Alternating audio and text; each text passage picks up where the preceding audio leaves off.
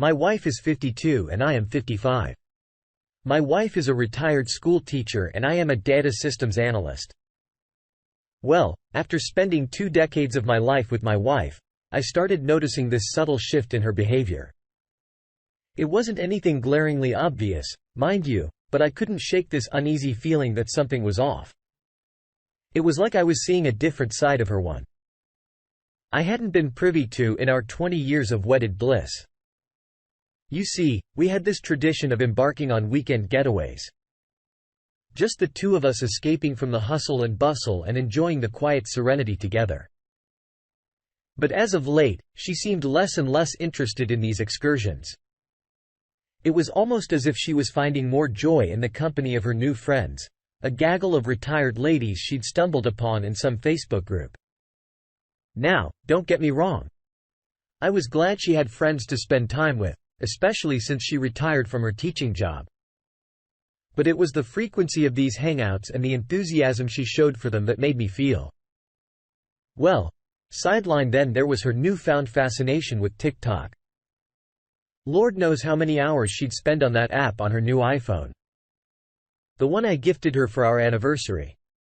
It was as if she was living in a whole new world, one that I wasn't a part of. She'd be there glued to her screen, scrolling through an endless sea of videos, giggling at some, frowning at others, and sometimes even blushing. I'd ask her what was so funny, and she just waved me off, telling me I wouldn't understand. I couldn't help but feel a pang of exclusion. It was like we were slowly drifting apart, like two boats that had lost sight of each other in the vast expanse of an ocean. I lay there in bed next to her, watching her engrossed in her iPhone. And I wonder what happened to us? What happened to the woman who used to share every little thing with me? I didn't want to believe anything was seriously wrong. I told myself it was just a phase, that she was just enjoying her retirement and the freedom that came with it. But deep down, I was beginning to worry. I couldn't shake this feeling that something was not right. Something that she wasn't telling me. So I decided to take a closer look at the situation. You know, like I do with the systems I analyze at work. I mean, here's the thing, I didn't want to probe or invade her privacy. I just wanted to understand what was happening. The guy's got a right to know if his marriage is on the rocks, doesn't he? She go out on these so-called girls' nights and return late sometimes. Well, past midnight, once she was even going for an entire weekend. When I asked her where she'd been, she just told me she'd had his sleepover at one of her friends' places. I found it odd but didn't want to stir the pot by asking too many questions. The tipping point came when she started getting all these calls and texts. At odd hours, there was always a new excuse. It was a friend from the Facebook group or some interesting TikTok creator she was following. But the whispers, the secretive smiles, the hurried hang-ups. When I walked into the room, it all felt a bit too suspicious. It was as if she was hiding something and I was determined to find out what it was. One day when she was out with her friends again, she forgot her phone. I decided to check her iPhone. I felt guilty, I admit, but the nagging suspicion was eating me up. I had to know what was going on. I picked up her phone, my heart pounding in my chest. She left it on the table unlocked. It was as if fate was giving me a chance to uncover the truth. My palms were sweaty as I opened her messages. I didn't find anything out of the ordinary. At first, just usual chats with her friends, some forwarded jokes, some TikTok videos, links. But then as I kept scrolling, I stumbled upon a name. I didn't recognize. The messages were flirtatious. Intimate. What I saw started making me angry. My hands shook as I scrolled through the endless thread of text. Each one, a painful stab in my heart. My mind was reeling. My heart pounding. I couldn't believe what I was seeing. Had my wife of 20 years been cheating on me all this while? Was our marriage a lie? I felt a mixture of anger and betrayal. But above all, I felt a deep sense of loss, like I was watching the life I knew crumbled before my very eyes after I found those messages on her iPhone. Well, I felt like a wreck. I didn't know what to do, who to talk to, or how to confront her. This wasn't something I was prepared for. No one is, I guess. I mean, how could you?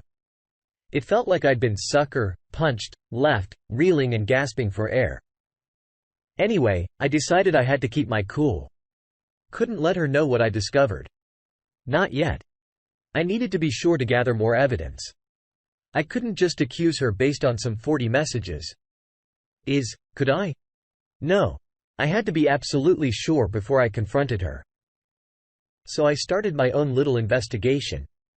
Using my skills as a data systems analyst, I became more observant, started noting her behavior, her habits, her routine, anything that seemed awful out of the ordinary. I jotted it down. It was painful to say the least, watching the woman you love, suspecting her of betrayal.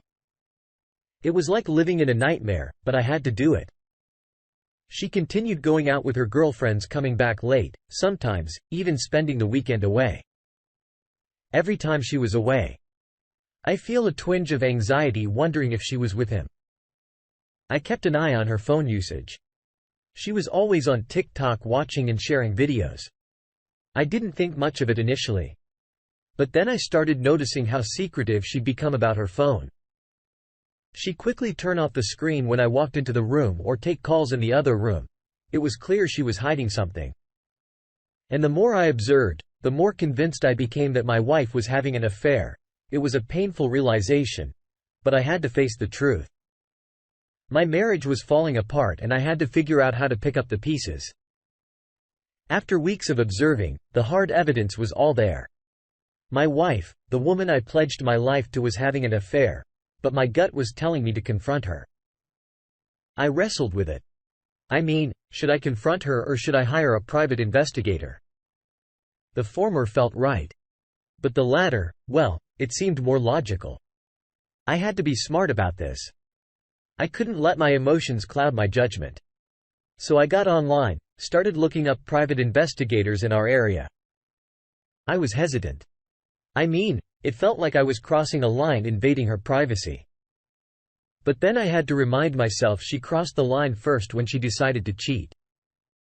Anyway, I got a list of potential investigators and began making some calls.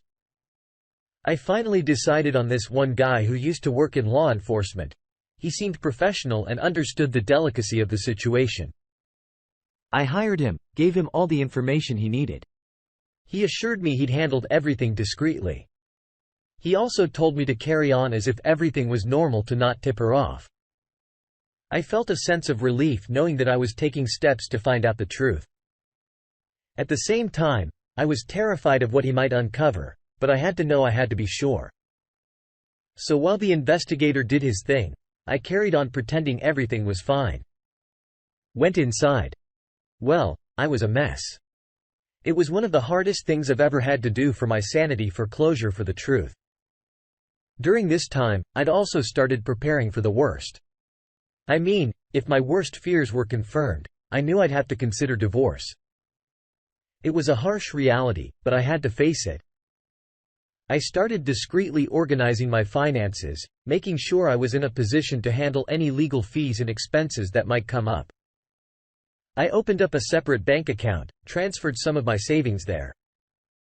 I also began researching divorce laws in our state.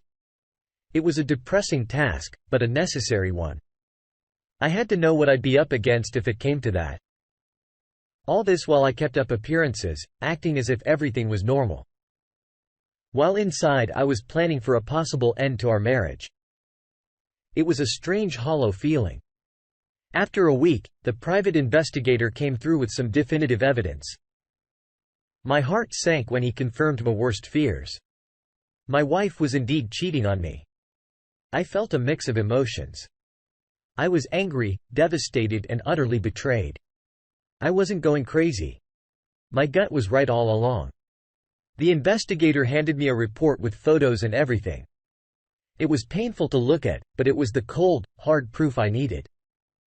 I thanked the investigator for his work, paid him, and then, well, I was left to deal with this newfound reality. My wife, the woman I loved and trusted, was living a double life. And now I had to confront her. When the moment came to confront my wife, I felt a strange calmness. Maybe it was because I had mentally prepared myself, or maybe it was just numbness. I called her into the living room, sat her down and handed her the investigator's report. She was surprised. Then she looked at the evidence and then silence. She didn't deny it.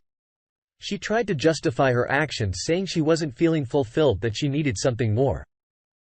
It was as if she was blaming me for her infidelity. I felt a surge of anger, but I kept my cool. I told her that we could have talked about her feelings, that cheating was not the answer. She didn't have much to say after that. I guess she didn't expect to be caught. Well, I guess she thought wrong after the confrontation. I moved forward with the divorce proceedings. It was a tough process. I got myself a good attorney, someone who was sympathetic and understanding. We filed for divorce on the grounds of infidelity.